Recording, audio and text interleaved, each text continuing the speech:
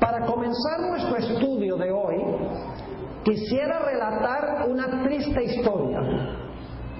Es la historia de la Iglesia de Dios Mundial, conocida en inglés como The Worldwide Church of God, también conocida como la Iglesia de Dios del Séptimo Día. Se van a dar cuenta por qué razón es que voy a tomar algunos minutos al comienzo de nuestro estudio para trazar la triste historia de esta denominación. La Iglesia de Dios del Séptimo Día fue fundada en el año 1937 por Herbert W. Armstrong. Posiblemente ese nombre signifique algo para muchos de ustedes. Cuando la iglesia fue fundada por el pastor Armstrong, tenía muchas de las doctrinas que sostiene la Iglesia Adventista del Séptimo Día. Por ejemplo, era una iglesia que creía que la ley de Dios todavía está vigente. Una iglesia que observaba el sábado como día de reposo. Una iglesia que creía que el diezmo todavía es el plan de Dios. Una iglesia que hacía una distinción entre alimentos limpios, carnes limpias y carnes inmundas. Una iglesia que enseñaba que era necesario abstenerse del alcohol y del tabaco. Una iglesia que enseñaba que los muertos nada saben. Una iglesia que enfatizaba muy enfáticamente las profecías de la Biblia y una iglesia que enseñaba que la iglesia romana y las iglesias protestantes se habían tornado lo que el libro de Apocalipsis llama Babilonia. El pastor Armstrong fundó un programa de televisión que se conoce como El Mundo del Mañana, en inglés The World Tomorrow. El pastor Armstrong comenzó una publicación. Posiblemente muchos de ustedes recuerden esa publicación. Se llamaba La Pura Verdad. Alcanzó una circulación de cerca de 7 millones de ejemplares. El pastor Armstrong también fundó una universidad, la Universidad Embajador, en la ciudad de Pasadena, California. El propósito era formar jóvenes para proliferar el mensaje especial de la iglesia para el mundo. La iglesia creció fenomenalmente. Parecía que todo andaba bien. Pero luego, en el año 1986, murió el pionero de la iglesia, el pastor Armstrong. El manto del pastor Armstrong cayó sobre Joseph Tkach. En solamente, mis hermanos y hermanas, 10 años, la Iglesia de Dios del Séptimo Día iba a experimentar una implosión catastrófica que fue completamente inconcebible e inesperada. Por unos 4 o 5 años, después que el pastor Tkach Sr. tomara las riendas de la denominación, todo parecía andar bien. El pastor Tkach Sr. disfrutaba del apoyo de la feligresía de la iglesia. Pero en el año 1992, no hace tanto tiempo, empezaron a suceder cosas muy extrañas en la Iglesia de Dios del Séptimo Día. En primer lugar, los libros que había escrito el pastor Armstrong con las doctrinas distintivas de la iglesia, trazando las profecías bíblicas, se dejaron de imprimir y de vender. En lugar de los libros del pionero, empezaron a publicarse libros con una nueva teología. Había un sentir entre los líderes de esta iglesia de que no era deseable que la iglesia tuviese una teología y un estilo de vida tan distintivo, que la iglesia debía ser más semejante a las denominaciones protestantes establecidas. Los líderes comenzaron a contradecir los conceptos proféticos que habían establecido los pioneros de la iglesia. Empezaron a decir esa idea de que la iglesia romana y de que las iglesias protestantes se hayan tornado Babilonia no es cierta. Los dirigentes no querían que esta iglesia se le reconociera como una secta o que se reconociera como un culto. Más bien querían que la iglesia fuera reconocida como una denominación oficial, como todas las demás iglesias protestantes. Los nuevos líderes desecharon las doctrinas distintivas de la iglesia y el estilo de vida que caracterizaba a los miembros de la iglesia.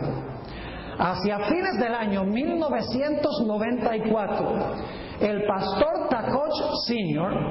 y sus consejeros teológicos comenzaron un ataque frontal y sin tregua contra las doctrinas distintivas de la Iglesia de Dios del séptimo día. En enero del año 1995, el pastor Takoch envió un video a todos los pastores de la denominación con un sermón a donde enfatizaba que él, junto con los demás líderes de la denominación, habían abrazado una nueva teología y que cualquier ministro que desintiera perdería su trabajo y que cualquier miembro de iglesia que protestara sería inmediatamente desfraternizado de la iglesia. Leo del website oficial de esta nueva denominación, porque ya no existe la vieja, sino una nueva. Leo del website oficial, esto lo saqué hace 2 días, lo que ellos relatan en cuanto a esta triste experiencia. Dice lo siguiente: en 1995, centenares de ministros y 12,000 miembros abandonaron la iglesia y fundaron una denominación diferente. Miles más dejaron de asistir a cualquier iglesia y muchas iglesias quedaron con solo la mitad de los miembros que habían tenido antes. Los ingresos de la iglesia decayeron en un 50% y centenares de empleados fueron despedidos. Amigos y familias se dividieron. Fue un tiempo de angustia y depresión. Cuando murió el pastor Takoch Sr., fue sucedido por su hijo Joseph Takoch Jr., quien escribió un libro sobre los 2 pactos. En este libro recalcó que ahora estamos bajo el nuevo pacto, estamos bajo la gracia, y que la ley era del antiguo pacto y por lo tanto Dios ya no exige que guardemos su ley. También explicó el pastor Takoch Jr. que el sábado era parte del antiguo pacto, que el diezmo era parte de la antigua dispensación, que la distinción entre carnes limpias e inmundas era para los judíos, y que la prohibición contra el alcohol y el tabaco no se podía sostener por la Biblia, y que el uso de joyas era permitido en la iglesia. También enseñó en el libro que los conceptos proféticos que había enseñado la iglesia estaban errados. Leo nuevamente del website de la iglesia como existe ahora, la iglesia de Dios, ya no del séptimo día, sino que la iglesia de Dios universal se llama ahora. Dice lo siguiente el website: fue una década tumultuosa. Ahora, hablando de ahora la Iglesia de Dios mundial ha disminuido a la mitad de los miembros que tenía. El ministerio de la televisión, que una vez fue el más grande de los Estados Unidos, ya no existe. La nueva revista de la Iglesia, Odisea Cristiana, tiene una circulación de menos de 20,000 ejemplares. El número de empleados en las oficinas administrativas ha disminuido de 1,000 a 45.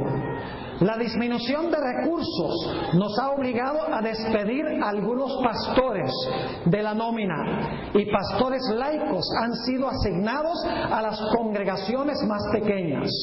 La Universidad Embajador se ha cerrado porque la iglesia ya no tenía recursos para subsidiarlo y la propiedad se ha vendido. Las propiedades que la iglesia tenía en Pasadena, que casi no se utilizaban, también se vendieron. Las oficinas administrativas de la denominación están ahora en Glendora, California. ¿Cómo pudo suceder esto tan solo en 10 años? ¿Qué fue lo que pasó con la Iglesia de Dios del séptimo día? La respuesta, mis hermanos y hermanas, es obvia. Los líderes que adoptaron la nueva teología obtuvieron sus doctorados en instituciones teológicas que no eran de su denominación. Para que ellos pudieran ser acreditados, para que la universidad de ellos fuera acreditada, tenían que tomar doctorados en escuelas que fueran acreditadas. Y como resultado, la mayoría asistió a Azusa Pacific University, una universidad evangélica que enseñaba las ideas que luego adoptaron los líderes de esta iglesia.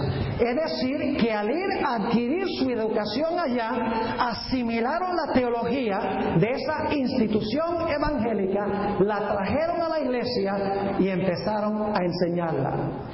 Cuando ustedes examinan el website de la Iglesia de Dios del séptimo día, que ya no es del séptimo día hoy, descubren que no enfatizan nada de lo que enfatizaban antes. Tienen una colección completamente nueva de teología. Y la iglesia pertenece a la Asociación Nacional de Evangélicos. Ahora surge la pregunta, ¿cuál ha sido el fruto de este tumulto en la Iglesia de Dios del séptimo día? El programa de televisión The World Tomorrow clausuró.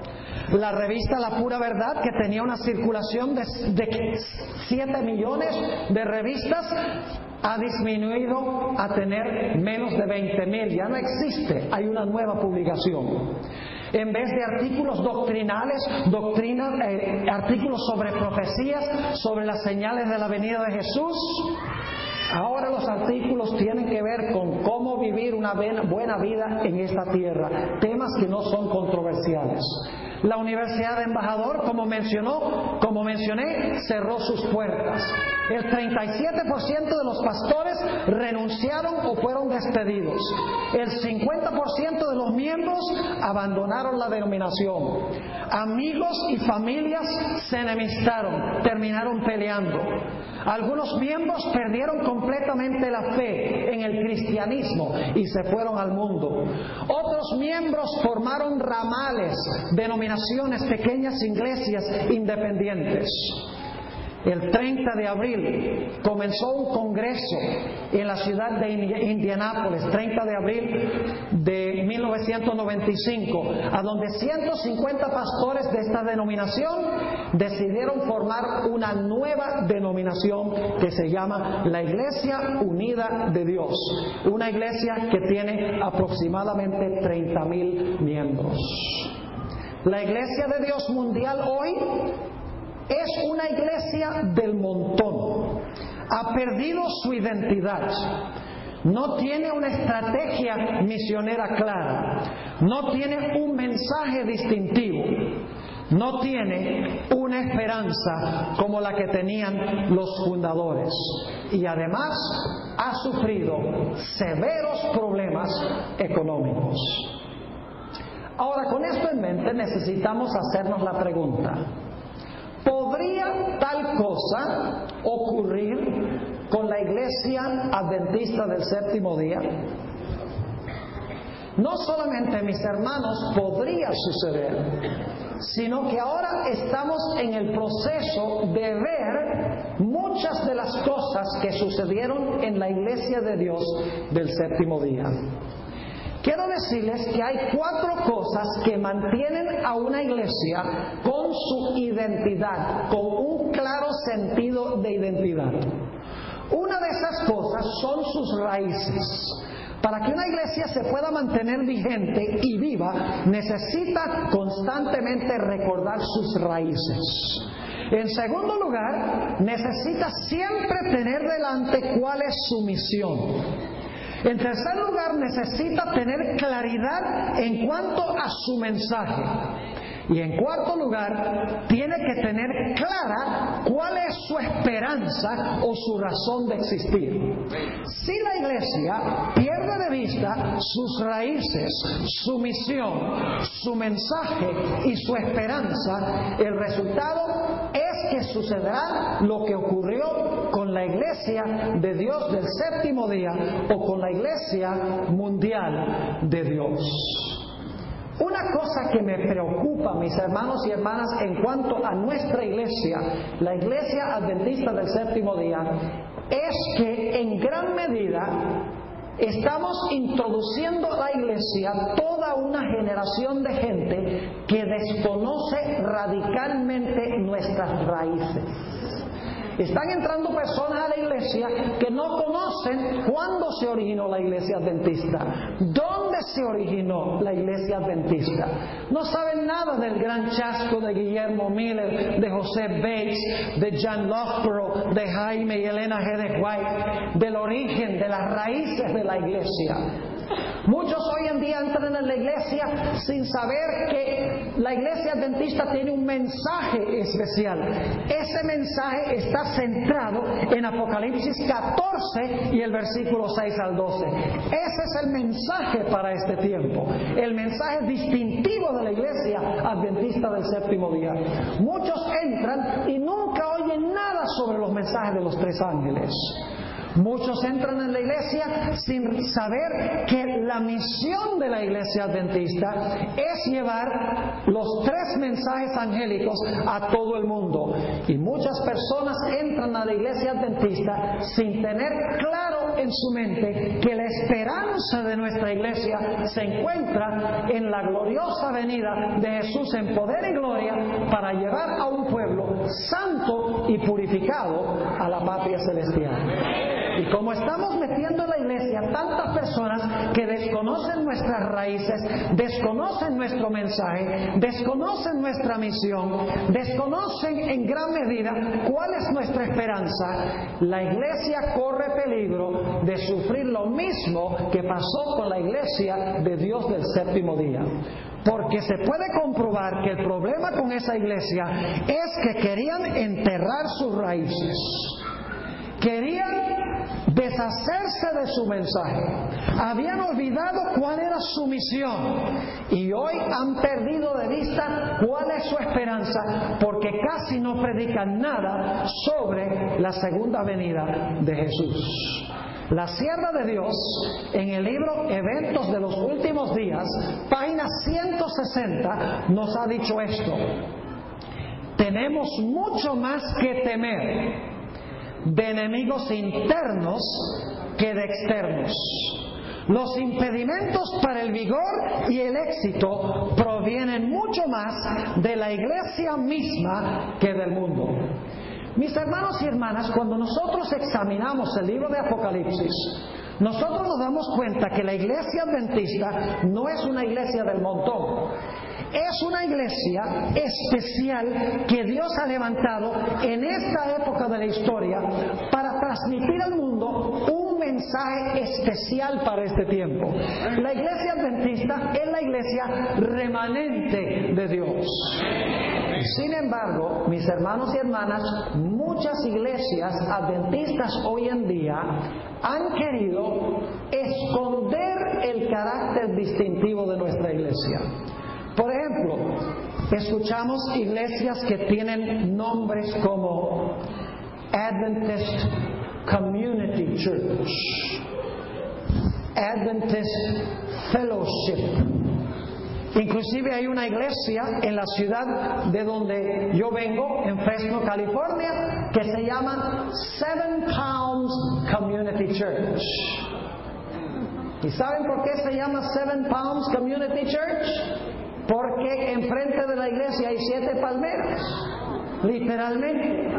No es porque guardamos el séptimo día sábado, ni esperamos ir al cielo con el Señor Jesús. No. El propósito es esconder el nombre adventista del séptimo día, con el fin de atraer a aquellas personas a la iglesia que podrían ofenderse con el nombre que tiene la iglesia adventista del séptimo día. La hermana White dice que no es tiempo ahora de rebajar nuestra bandera, es tiempo ahora de levantar en alto nuestra bandera y dejar que todo el mundo sepa que somos adventistas del séptimo día. Ahora escuchen bien lo que voy a decir. La preocupación sobre esto no solamente surge conmigo. Yo quiero que ustedes sepan que yo soy un miembro leal de la iglesia adventista.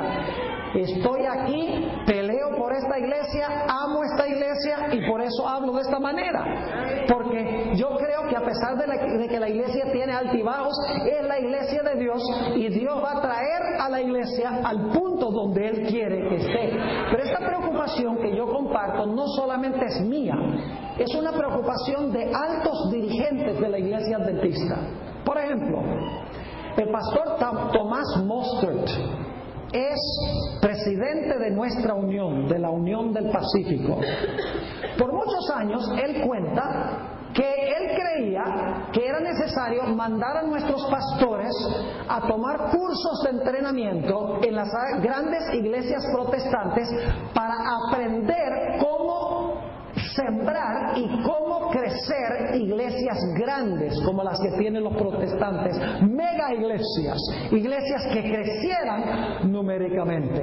Y por años él, el pastor Mostert lo dice, animaba a los pastores que fueran, por ejemplo, a Willow Creek, la iglesia de Bill Hybels en la ciudad de Chicago, que fueran a Saddleback, la iglesia de Rick Warren, que fueran al Cristo Cathedral, la iglesia de Robert Schuller, que fueran a los seminarios de Joel Osteen y de Fuller Theological Seminary para aprender cómo hacer evangelismo y cómo sembrar iglesias. Pero recientemente el pastor Mostert, por testimonio propio de él, ha llegado a la conclusión de que esto ha sido un error. Escribió un libro que se titula Hidden Heresy: Is Spiritualism Penetrating the Seventh-day Adventist Church? En español, herejía oculta. ¿Está penetrando el espiritismo a la iglesia adventista del séptimo día? Es un libro que si ustedes lo leen se van a sacudir de cabeza a pies. Y no es escrito por un disidente, es escrito por un presidente, el presidente de la unión más grande en los Estados Unidos, la Unión del Pacífico. En ese libro, él dice que como regla, estas mega iglesias nunca enfatizan la necesidad del arrepentimiento ni la necesidad de obedecer los 10 mandamientos. Dice y demuestra con documentación que estas iglesias son populares porque le ofrecen a la gente lo que ellos quieren. Usa inclusive el texto donde el apóstol Pablo dice que en los últimos días se van a levantar muchas personas teniendo comezón de oír y se amontonarán maestros conforme a sus concupiscencias. Es decir, van a contratar maestros que les van a enseñar lo que ellos quieren oír. Dice en su libro que la idea del mundo religioso hoy en día para crecer la iglesia es que la iglesia debe hacerse compatible con la mente secular. La iglesia debe suplir las necesidades sentidas, lo que llamamos en inglés felt needs. Se debe permitir que la gente venga como quiera, que en el culto haga lo que quiera. Es decir, en una sociedad donde la gente está acostumbrada a que se les entretenga, la iglesia debe entretenerlos. Varias iglesias adventistas han intentado sembrar esta clase de mega iglesia. Y les digo que hasta el día de hoy no conozco ni una sola iglesia adventista que haya tenido éxito implementando estos planes, que se haya mantenido fiel y leal a la misión y al mensaje de la iglesia adventista. Les puedo mencionar, por ejemplo, una iglesia que se llama Grace Place en Colorado. Era una iglesia adventista y ahora es una iglesia que observa el domingo como día de reposo. Está la iglesia de Sunnyside en Oregón. Es una iglesia que todavía está establecida, pero más de la mitad de la iglesia se salió, también observando el domingo. La iglesia de Damascus Road, en el este de los Estados Unidos, en el área de Washington, D.C., también la gran mayoría de los miembros salieron, establecieron una iglesia, al principio observando el sábado, hoy una iglesia que guarda el domingo como día de reposo. No voy a tomar el tiempo para relatar la historia de lo que ha ocurrido en la ciudad de donde vengo yo. Pero el asunto es que para crecer una mega iglesia con el mensaje adventista es muy difícil, porque la iglesia adventista tiene un mensaje distintivo. Nosotros enseñamos que el sábado es el día de reposo, que Dios todavía espera que se guarde su ley, que Dios todavía espera que dejemos de comer algunas cosas, que Dios todavía dice que debemos tener cuidado con la música que escuchamos, con los lugares que frecuentamos. Y claro, cuando se presenta el mensaje distintivo de la iglesia, la gente no quiere saber de la iglesia, porque tiene comezón de oír, quiere que se le dé lo que ellos desean. El pastor Mostert inclusive dice que la mayoría de las cosas que se están predicando en estas mega iglesias se podría llamar gospel light. O sea, dame el evangelio, pero dámelo light, dámelo liviano, no me lo des todo pesado, no me des comida integral, dame pan blanco, por así decirlo. Saben que la hermana White nos ha advertido en cuanto al peligro de tener un interés tan grande en aumentar los números y que como resultado rebajemos las normas y las enseñanzas especiales de la iglesia. Escuchen esta cita de la hermana White, Testimonios para la Iglesia, tomo 6, páginas 143 y 44. Escuchen esto. Rebajar la norma, ¿qué dije yo? Rebajar la norma a fin de asegurarse la popularidad y un aumento de los números, y luego hacer de este aumento un motivo de regocijo, denota una gran ceguera. Lo voy a leer de nuevo. Rebajar la norma a fin de asegurarse la popularidad y un aumento de los números, y luego hacer de este aumento un motivo de regocijo, denota una gran ceguera. Si los números fueran una evidencia del éxito, Satanás podría reclamar la preeminencia, pues en este mundo sus seguidores están en la mayoría.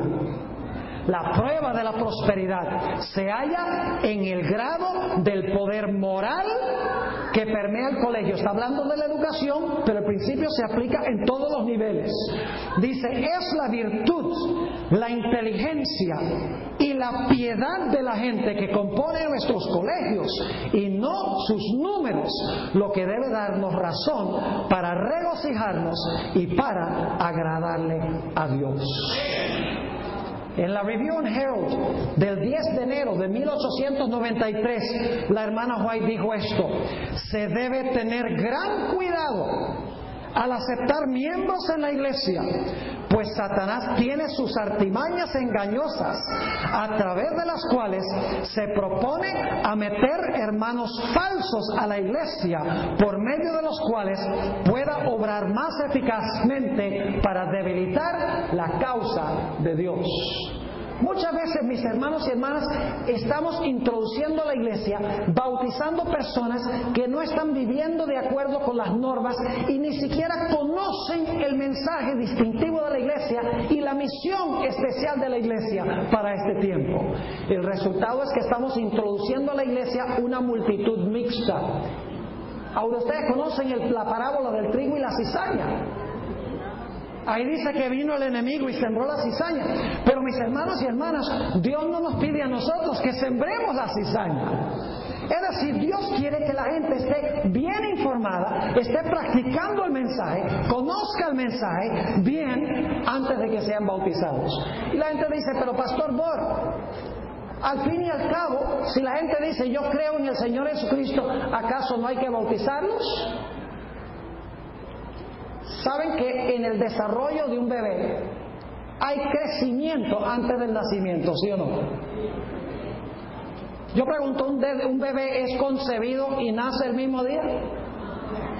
No. El niño es concebido, luego se desarrolla 9 meses y luego ¿qué? Luego nace. Así debe ser en la iglesia. La concepción es cuando comenzamos el estudio. Luego la persona crece en su conocimiento y luego el bautisterio nace para continuar creciendo. Tiene que haber un periodo de gestación normal en la iglesia. Escuchen esta cita del Espíritu de Profecía, Testimonios para la Iglesia, tomo 5, página 172. Escuchen con cuidado. La accesión, es decir, la entrada de miembros cuyo corazón no ha sido renovado ni su vida reformada es una fuente de debilidad para la iglesia. Ahora escuchen bien. A menudo se ignora este hecho. Algunos ministros e iglesias están tan deseosos de asegurarse un aumento de números que no presentan un testimonio fiel en contra de hábitos y prácticas contrarias al cristianismo. No se les enseña a los que aceptan la verdad que no pueden con seguridad ser cristianos de nombre, mientras que son mundanos en su conducta. Hasta aquí fueron súbditos de Satanás y desde ahora deben ser sujetos de Cristo. La vida debe dar testimonio del cambio de líderes. La opinión pública favorece una profesión del cristianismo. Se requiere poca abnegación y sacrificio a fin de dar una apariencia de la piedad y tener el nombre escrito en los libros de la iglesia. Así es que muchos se unen a la iglesia sin antes unirse a Cristo. En esto triunfa Satanás. Tales conversos son sus agentes más eficaces. Sirven como señuelo para otras almas.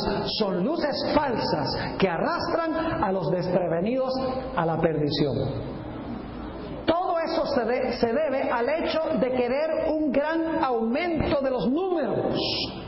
Yo no tengo ningún problema con los números. Gloria a Dios, mientras más mejor. Pero deben estar bien entrenados y bien convertidos cuando se bauticen y se unan a la iglesia adventista. Yo en mi iglesia este año llevamos aproximadamente 40 bautismos. Es una iglesia de habla inglesa, es una iglesia americana. Tengo muchas personas en mi iglesia que han estado asistiendo ya por varios años que no hemos bautizado. Algunos han pedido el bautismo. Tengo una señora en mi iglesia que hace 4 años me está pidiendo el bautismo. Conoce las doctrinas al derecho y al revés, pero tiene un genio que vive insultando a todo el mundo. Entonces uno dice, bueno, la voy a bautizar, llega a ser miembro de la iglesia. ¿Será que en las aguas bautismales se va a enterrar el genio, el mal genio? Claro que no.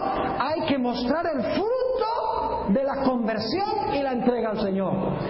Tengo un hombre y su esposa con sus 3 niñitas, son musulmanes. Él y la esposa son musulmanes, llevan 4 años asistiendo a mi iglesia. Están rogándome que los bautice, pero el problema es que este hombre es parte dueño de una bomba de gasolina que abre los sábados. Entonces, ¿qué creen ustedes? ¿Que lo que debo hacer es bautizar al musulmán y a la esposa y decir, bueno, después arreglará el problema de la observancia del sábado? Hoy en día se ha vuelto común eso. Yo conozco ministros que bautizan personas que están viviendo en concubinato, personas que no están casadas. Mis hermanos y hermanas, la vida de la gente debe dar evidencia de la conversión. Si no, estamos introduciendo a la iglesia una multitud mixta. Escuchen esta cita, Signs of the Times, diciembre 27 de 1889. Escuchen, estamos en peligro de cometer errores en nuestros esfuerzos misioneros. ¿Cuál es el peligro? Estamos en el peligro ¿de qué? De cometer errores en nuestros esfuerzos misioneros. ¿Cuáles son esos errores? Escuchen, estamos en peligro de ignorar cuán esencial es la obra del Espíritu Santo sobre el corazón. Ha entrado una nueva metodología al ministerio. Hay un deseo de copiar lo que hacen las demás iglesias. Y se desconoce casi por completo la simplicidad y la humildad. Ahora escuchen bien, los ministros jóvenes que desean ser originales introducen nuevas ideas y nuevos planes de trabajo. Celebran reuniones de reavivamiento y se unen grandes números a la iglesia. Pero cuando pasa la emoción, ¿a dónde están los conversos? No se ve el arrepentimiento del pecado. Al pecador no se le invita a creer en Cristo y a aceptarlo sin que tome en cuenta su vida pasada de pecado y rebelión, y así el corazón no es quebrantado. No hay contrición de alma. Estos profesos conversos no han caído sobre la roca, Cristo Jesús. Ahora, no me entiendan mal, apreciados hermanos. Si nosotros estuviéramos haciendo la obra como laicos que deberíamos estar haciendo, tendríamos multitudes de personas en la iglesia, pero serían multitudes de personas bien adestradas, conociendo el mensaje, convertidas, viviendo el mensaje, que pudieran presentarle un testimonio al mundo.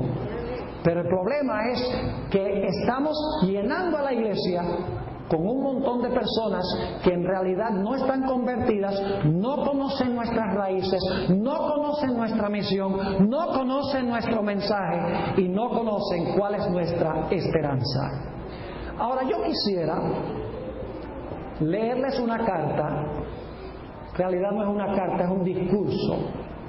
Es un discurso largo del presidente de la Conferencia General en 1978.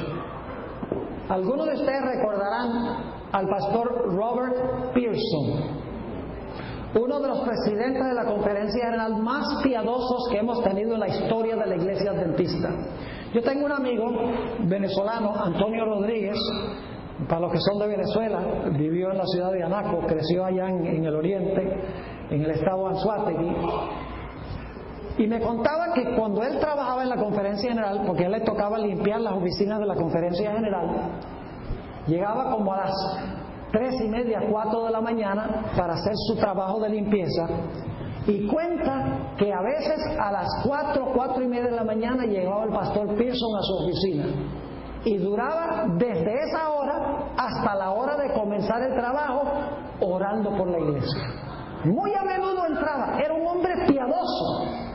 El pastor Pearson, escuchen bien, vio casi proféticamente, podría decir, lo que está sucediendo hoy en la iglesia adventista y los remedios para lo que está pasando en la iglesia adventista en términos de perder una concepción de nuestras raíces, de nuestra misión, de nuestro mensaje y de nuestra esperanza.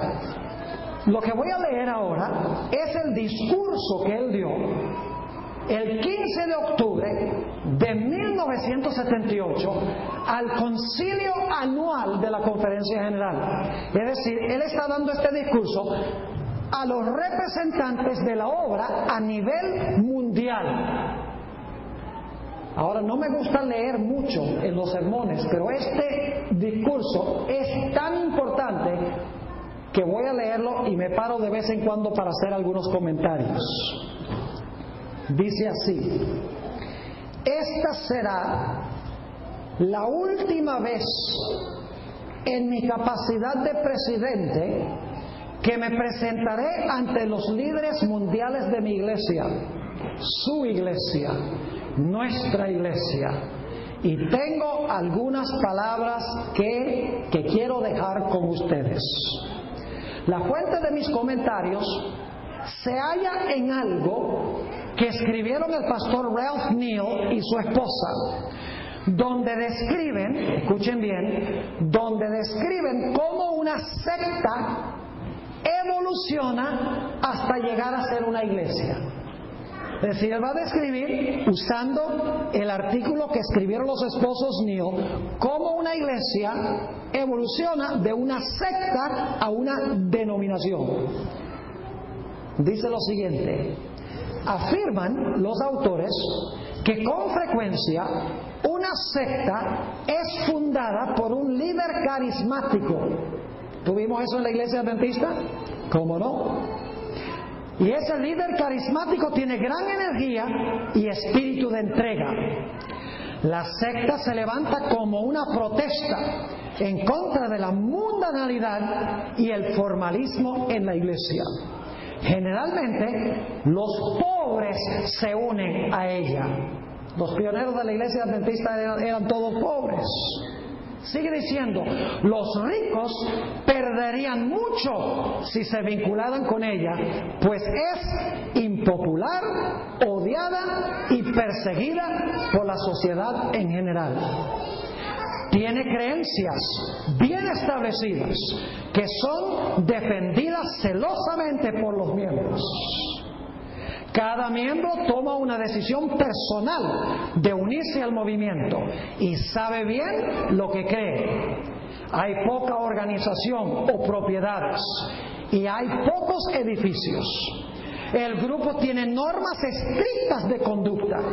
Los predicadores, frecuentemente sin educación formal, desempeñan una obra no por compulsión externa, sino por compulsión interna.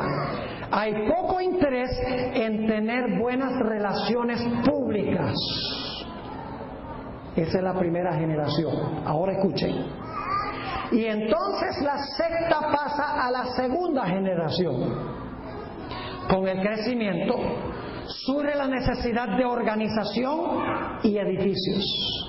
Como resultado de su industriosidad y frugalidad, los miembros prosperan. Al aumentar la prosperidad, la persecución va disminuyendo. Los niños que nacen dentro del movimiento no están obligados a tomar una decisión personal para unirse con él. No conocen necesariamente lo que creen. No tienen que establecer sus propias creencias, pues estas les han sido legadas. Los predicadores se levantan más por selección o por aprendizaje de obreros de experiencia que por compulsión interna. En la tercera generación se desarrolla la organización y se establecen instituciones. Se ve la necesidad de establecer escuelas para transmitir la fe de los padres. Se establecen colegios.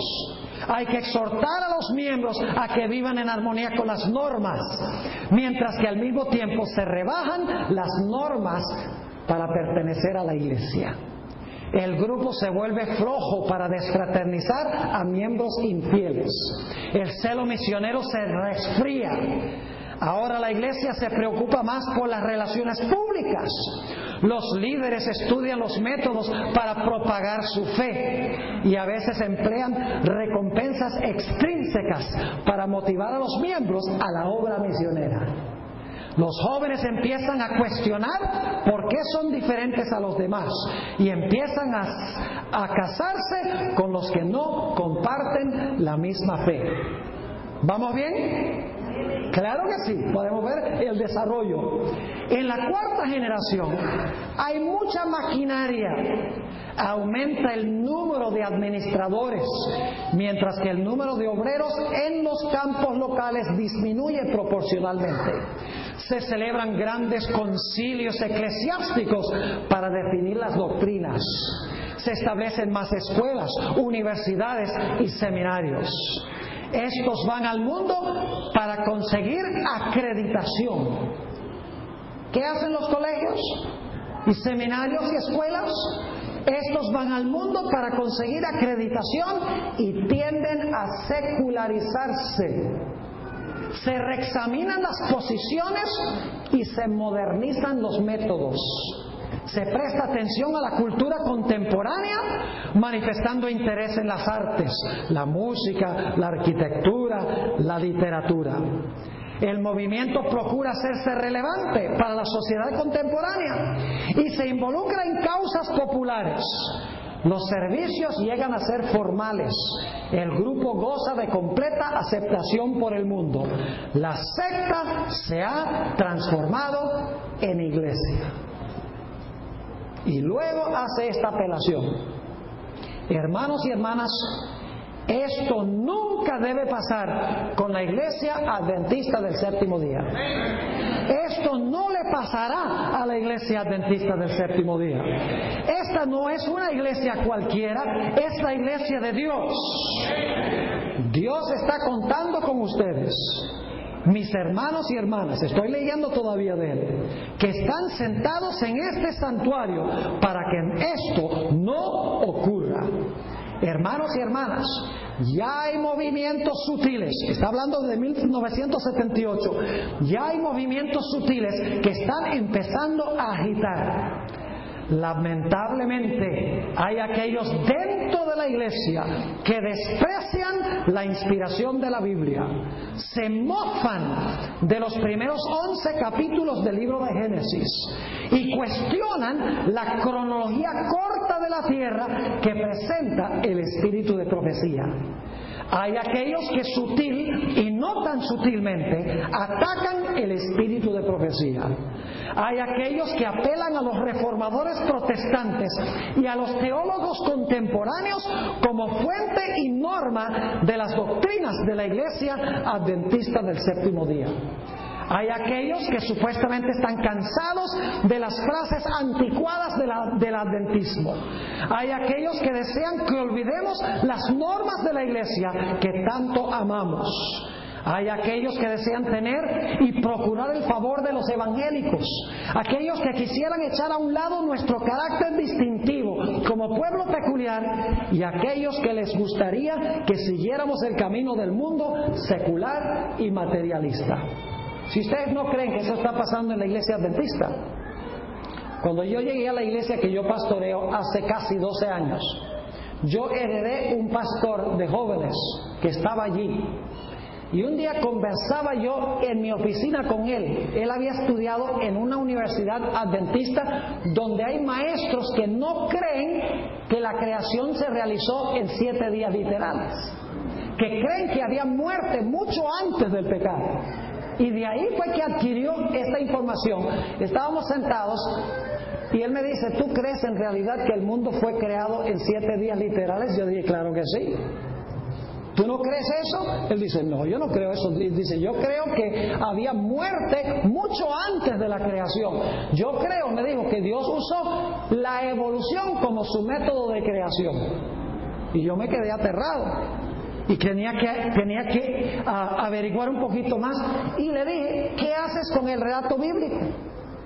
Él dice, bueno, los días allí no se deben entender literalmente. Le dije, un momentico, claramente Moisés los entendió como literales. Tarde y mañana del primer día. La palabra día, siempre que se usa como un numeral, significa un día literal. El mandamiento del sábado dice, trabaja 6, reposa el séptimo, porque Dios trabajó 6 y reposó el séptimo. Si no eran literales los de la creación, ¿cómo puede decir Dios que sigamos su ejemplo? ¿Vamos a guardar millones de años? Y me dice, no, el problema es que yo creo que Moisés creía que eran días literales. Dice, pero la ciencia moderna, a través de sus investigaciones, ha demostrado que el mundo tiene un tiempo mucho más largo de historia que lo que dice la Biblia. Y como la ciencia es más contemporánea que la Biblia, me quedo con la ciencia. Un ministro asociado de mi iglesia, y no es la excepción, hay muchos así en la iglesia. Ahora escuchen lo que siguió diciendo el pastor Pearson. Colegas, amados hermanos y hermanas, no dejen que esto suceda. apelo a ustedes esta mañana con el mayor celo que pueda, no permitan que suceda. Y luego digo, apelo a la Universidad de Andrews, al seminario, a la Universidad de Loma Linda, no permitan que suceda. No somos anglicanos del séptimo día, ni luteranos del séptimo día, somos adventistas del séptimo día. Este es el último pueblo de Dios con el último mensaje de Dios. Sigue diciendo, ustedes son los hombres y las mujeres, los líderes con los cuales Dios está contando para mantener a la iglesia adventista del séptimo día como la iglesia remanente, la iglesia que Dios ha destinado para el triunfo. La sierva del Señor nos ha dicho, tremendos peligros aguardan a los que tienen responsabilidades en la obra del Señor. Peligros que me hacen temblar cuando pienso en ellos. Y en Ezequiel 22:30 leemos, todavía está hablando el pastor Pearson, y busqué entre ellos hombre que hiciese vallado y que se pusiese en la brecha delante de mí a favor de la tierra, para que yo no la destruyese. Yo creo esta mañana, sigue diciendo el pastor Pearson, yo creo esta mañana, colegas, que Dios está buscando hombres y mujeres, líderes intrépidos, que aman más la iglesia de Dios y su verdad que sus propias vidas, que se esforzarán por guiar a esta iglesia bajo el liderazgo de Dios hasta el reino. La tarea que nos espera no es fácil. Si en esta mañana comprendo acertadamente la Biblia y el espíritu de profecía, nos espera un tiempo de angustia, un tiempo de desafíos tales como nunca ha visto la iglesia ni el mundo. La sierva del Señor nos ha dicho, y aquí sigue hablando el pastor Pearson, el enemigo de las almas ha procurado introducir la suposición de que había de realizarse una gran reforma entre los adventistas del séptimo día, y que esta reforma consistiría en renunciar a las doctrinas que están en pie como las columnas de nuestra fe, y que había de comenzar un proyecto de reorganización. Si se efectuara esta reforma, ¿qué resultaría? Los principios de verdad que Dios en su sabiduría ha dado a la iglesia remanente serían descartados. Sería cambiada nuestra religión. Los principios fundamentales que han sostenido la obra durante los últimos 50 años serían considerados como error. Se establecería una nueva organización. Se escribirían libros de una nueva orientación. Se introduciría un sistema de filosofía intelectual. Los fundadores de este sistema irían a las ciudades y harían una obra maravillosa. Por supuesto, se tendría en poca cuenta el sábado y también al Dios que lo creó.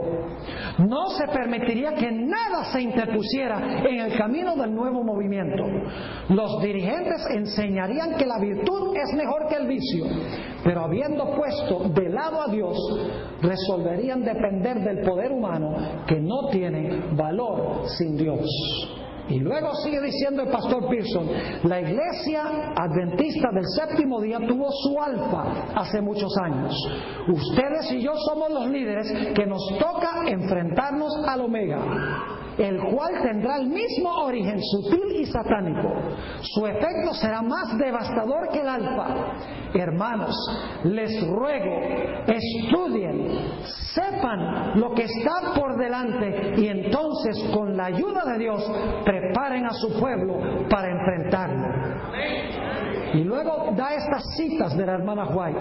Dios llama a hombres que estén preparados para enfrentarse a las emergencias. Hombres que en medio de una crisis no se encuentren en el lado equivocado. Estamos avanzando hacia el conflicto final. Y no es tiempo de transigir. No es tiempo de ocultar nuestros colores. Cuando la batalla acreciente, que ninguno se convierta en traidor. No es tiempo de echar a un lado o de esconder nuestras armas y así darle la ventaja a Satanás en esta guerra. Y luego sigue diciendo el pastor Pearson, y entonces quiero llamarles la atención a una visión que tuvo la sierva del Señor, en la cual vio un buque que avanzaba hacia un témpano de hielo. Ella explicó, allí, como una elevada torre por encima del barco, estaba un gigantesco témpano de hielo. Una voz autorizada exclamó, ¡hazle frente! No hubo un momento de vacilación. Se demandaba acción instantánea. El maquinista dio marcha a todo vapor y el timonel dirigió el barco directamente contra el témpano de hielo. Con un crujido golpeó al témpano. Hubo una terrible sacudida y el témpano se rompió en muchos pedazos que cayeron sobre la cubierta con un estruendo semejante al trueno. Los pasajeros fueron violentamente sacudidos por la fuerza de la colisión, pero no se perdieron vidas. El navío se dañó, pero no sin remedio. Rebotó por el contacto, temblando de proa a popa como una criatura viviente. Entonces siguió adelante en su camino. Bien sabía, dice la hermana White, yo el significado de esta visión. Había recibido mis órdenes, había oído las palabras como una voz de nuestro capitán. Hazle frente. Sabía cuál era mi deber y que no había un momento que perder. Había llegado el tiempo de una acción decidida. Sin demora, debía obedecer la orden. Hazle frente. Mis hermanos y mis hermanas, ¿saben lo interesante? Si ustedes leen Mensajes Selectos tomo 1, de donde viene esta cita de la hermana White, cuando el doctor Kellogg empezó a introducir sus ideas falsas a la iglesia adventista, sus ideas panteístas, los líderes ni soñaban la seriedad de las enseñanzas que estaba dando el doctor Kellogg. La hermana White escribe ahí, dice, ¿qué pasa? ¿Ustedes no han pensado de las implicaciones que puede representar aceptar estas teorías filosóficas del doctor Kellogg? Y por eso Dios le dio esta visión a la hermana White del barco para que ella pudiera despertar a la iglesia y decirle, háganle frente a esto. Sigue diciendo, ya para terminar su discurso, el pastor Pearson, colegas, puede ser que en el futuro, no muy distante, ustedes tengan que enfrentarlo. Yo oro para que Dios les conceda gracia y valor y sabiduría.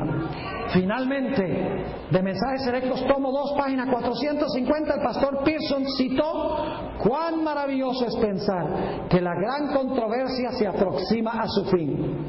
Al final de la obra nos encontraremos con peligros que no sabremos cómo superar, pero no olvidemos que los 3 grandes poderes del cielo están obrando, que una mano divina está en el timón y que Dios hará que sus propósitos se cumplan. Reunirá del mundo a un pueblo que le servirá en justicia.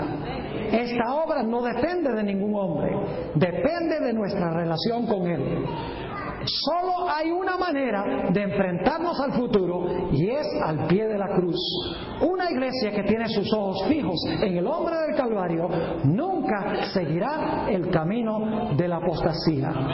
Terminó el pastor Pearson diciendo: gracias, hermanos y hermanas, por haberme concedido el privilegio de servirles durante los últimos 45 años y que Dios bendiga a cada uno de ustedes. Yo pregunto, ¿el pastor Pearson podía ver muy bien lo que iba a afrontar la iglesia adventista del séptimo día? Claro que sí. Nosotros hoy lo estamos presenciando, mis hermanos y hermanas. Yo tengo el privilegio de viajar a muchas partes del mundo, no solamente en los Estados Unidos, sino que fuera de los Estados Unidos.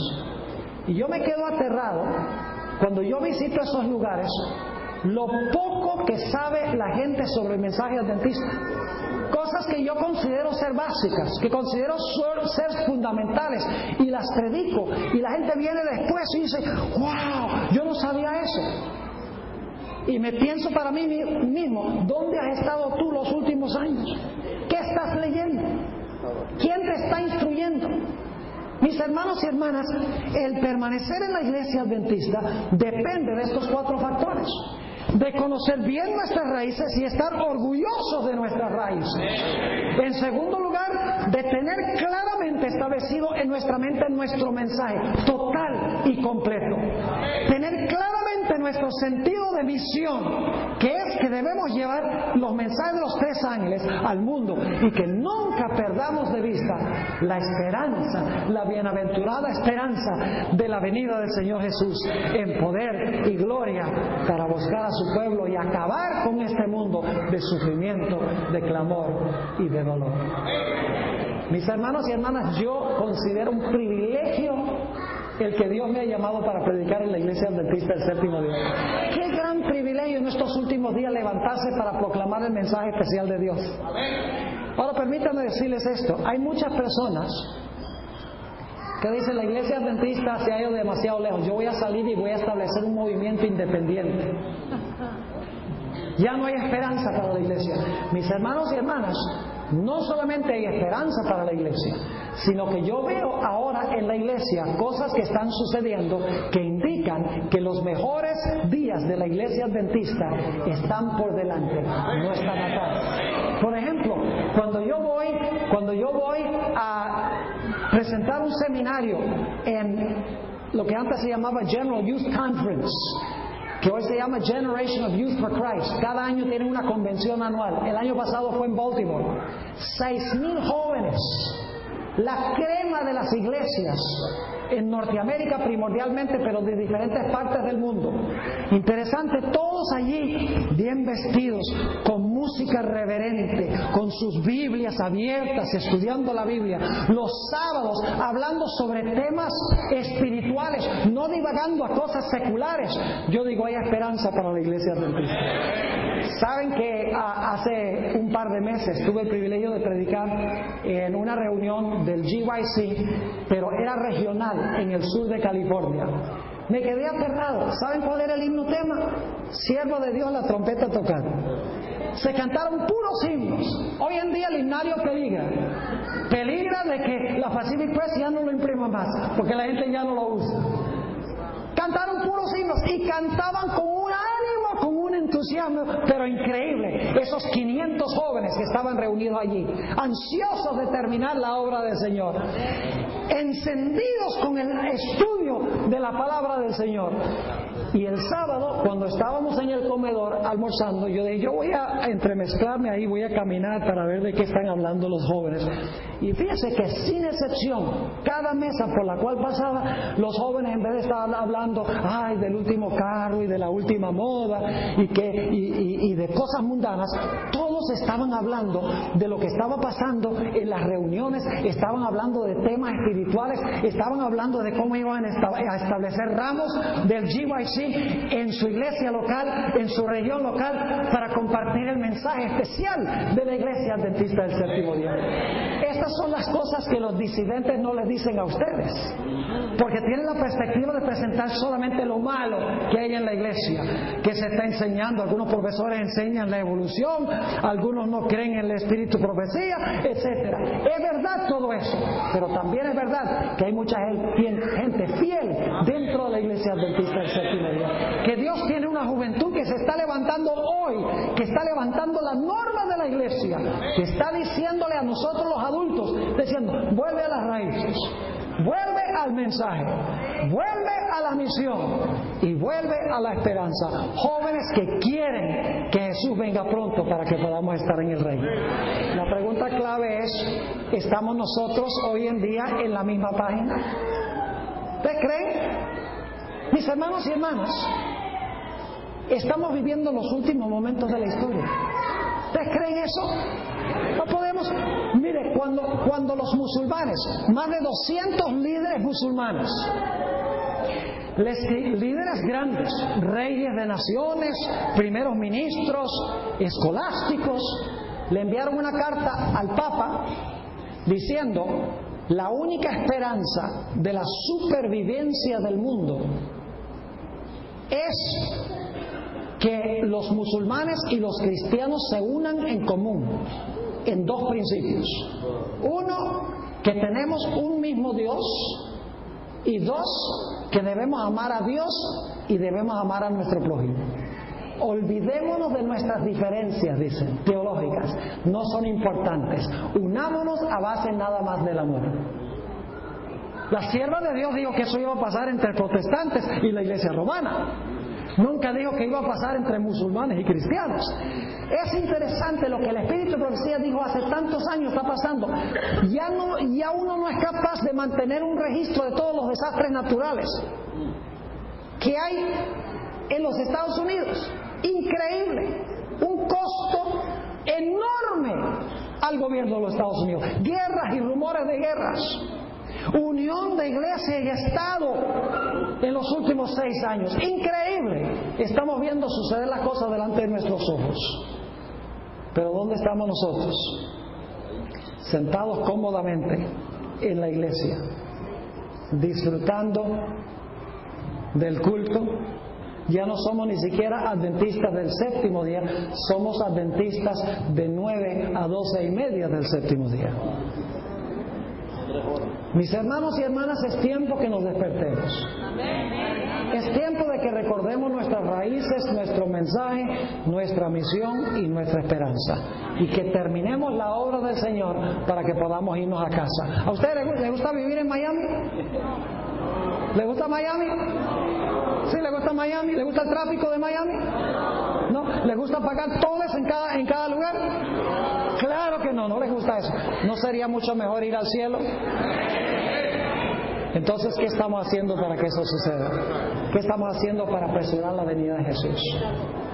Mis hermanos y hermanas, es mi oración en esta mañana que al haber estudiado esto podamos ver los peligros que afronta la iglesia, pero que podamos ver también el radiante futuro de la iglesia, si tan solo nos encomendamos en las manos del Señor para que Él nos use poderosamente para la terminación de su obra. Oremos. Padre, te damos gracias porque nos has hablado en esta mañana a través de la historia, a través de tu palabra. Padre, sabemos que el diablo quiere destruir a la iglesia remanente más que cualquier cosa. Está airado contra los que guardan los mandamientos de Dios y tienen el testimonio de Jesucristo. Y está sembrando discordia, está sembrando el error aún dentro de la iglesia. Te ruego, Señor, que salves a tu pueblo. Te ruego que nos ayudes a mantenernos dentro de la iglesia, a luchar por la iglesia, para que esta iglesia pueda, bajo el poder del Espíritu Santo, salir y terminar tu obra. Te damos gracias, Padre, por haber estado con nosotros. Y gracias por escuchar y responder nuestra oración, porque te lo pedimos en el nombre de Jesús. Amén. Amén.